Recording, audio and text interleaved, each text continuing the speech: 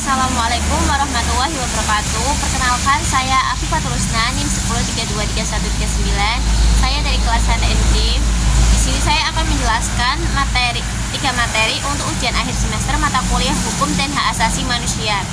Yang pertama ada sejarah hak asasi manusia di Indonesia. Yang kedua ada hak asasi manusia dan keadilan gender. Yang ketiga ada negara, agama, dan hak asasi manusia. Yang pertama ada sejarah hak asasi manusia di Indonesia. Sejarah hak asasi manusia di Indonesia sebenarnya sudah berakar sejak zaman sebelum kemerdekaan. Masyarakat Indonesia pada masa kerajaan dan masyarakat adat sudah memiliki nilai-nilai dasar seperti keadilan, musyawarah, dan gotong royong yang pada dasarnya adalah bentuk perlindungan terhadap hak asasi manusia meskipun belum disebut dengan istilah itu. Saat Indonesia dijajah oleh Belanda dan Jepang, banyak pelanggaran HAM terjadi seperti kerja paksa, penyiksaan, dan perampasan hak hidup serta hak atas tanah. Hal itu menjadi latar belakang pentingnya perjuangan kemerdekaan Indonesia. Setelah merdeka, pengakuan terhadap HAM dimuat dalam pembukaan UUD 1945, tepatnya pada alinea pertama, yaitu bahwa sesungguhnya kemerdekaan adalah hak segala bangsa. Ini menunjukkan bahwa kemerdekaan adalah bagian dari hak asasi manusia. Lalu, dalam pasal 28 sampai pasal 28J UUD 1945 hasil amandemen, kita menemukan pengakuan yang luas terhadap HAM. Di antaranya hak hidup, hak berpendapat, hak beragama, dan hak atas rasa aman. Namun, dalam praktiknya pada masa Orde Lama dan Orde Baru, hak asasi manusia seringkali dibatasi atau bahkan dilanggar atas nama stabilitas nasional dan keamanan. Banyak kasus pelanggaran HAM seperti pembungkaman pers, pembantaian 1965, dan penculikan aktivis menjelang reformasi. Puncaknya adalah reformasi 1998 yang menjadi momen penting dalam penegakan HAM di Indonesia. Setelah reformasi, Indonesia mulai serius membentuk instrumen hukum seperti Komnas HAM pada tahun 1993, Undang-Undang Nomor 39 Tahun 1999 tentang Hak Asasi Manusia, dan Undang-Undang Nomor 26 Tahun 2000 tentang Pengadilan HAM. Semua itu menunjukkan bahwa Indonesia setelah mengalami perjalanan panjang dalam memahami, mengetahui, dan mencoba menegakkan hak asasi manusia di tingkat hukum dan institusi. Yang kedua ada hak asasi manusia dan keadilan gender. Hak asasi manusia adalah hak dasar yang dimiliki oleh setiap manusia sejak lahir, tanpa membedakan jenis kelamin, suku, ras, ataupun agama.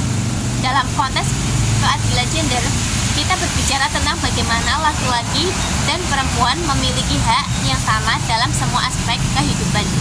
Sayangnya, diskriminasi terhadap perempuan masih sering terjadi. Di masyarakat, banyak perempuan yang kesulitan mengakses pendidikan, ekonomi, dan bahkan menghadapi kekerasan dalam rumah tangga. Keadilan gender berarti memberikan perlakuan yang adil, tidak berarti harus sama, tapi menyesuaikan kebutuhan laki-laki dan perempuan agar mendapatkan kesempatan yang setara. Beberapa bentuk diskriminasi gender yang masih sering terjadi antara lain adalah perbedaan upah kerja, pembatasan perempuan dalam dunia politik, serta pernikahan anak yang merugikan masa depan perempuan. Negara punya kewajiban untuk mencegah hal-hal itu, misalnya dengan membuat peraturan seperti UU Nomor 23 Tahun 2004 tentang penghapusan kekerasan dalam rumah tangga dan UU Tindak Pidana Kekerasan Seksual atau UU TPKS tahun 2022. Selain itu, adanya kebijakan kuota 30% keterwakilan perempuan di parlemen menjadi salah satu upaya untuk memastikan perempuan ikut mengambil keputusan dalam sistem politik. Tokoh penting seperti R.A. Kartini menjadi simbol perjuangan awal keadilan gender di Indonesia. Sekarang, perempuan sudah banyak yang menjadi pemimpin, akademisi, dan aktivis. Tapi, perjuangan untuk keadilan gender masih belum selesai. Maka dari itu, memperjuangkan hak perempuan adalah bagian dari memperjuangkan hak asasi manusia itu sendiri. Lanjut ke materi yang ketiga, ada negara, agama, dan hak asasi manusia. Negara Indonesia bukanlah negara agama, tetapi juga bukan negara sekuler murni. Indonesia adalah negara yang berdasarkan ketuhanan Yang Maha Esa sebagaimana tercantum dalam sila pertama Pancasila dalam pasal 29 UUD 1945. Artinya, negara menghormati agama dan menjamin kebebasan warga negara untuk memeluk agama dan beribadah sesuai kepercayaan masing-masing. Ya, dalam konteks HAM, setiap orang berhak untuk memeluk agama atau kepercayaan yang diyakini, menjalankan ibadah, serta tidak boleh dipaksa untuk berpindah agama. Masalah muncul ketika ada kelompok yang merasa agamanya harus dipaksakan kepada orang lain, atau ketika negara dianggap lebih melindungi agama mayoritas dan mengabaikan minoritas. Ini bisa menyebabkan pelanggaran HAM. Contohnya pelanggaran tempat ibadah, penolakan terhadap aliran kepercayaan, atau intoleransi terhadap kelompok seperti Ahmadiyah atau Syiah.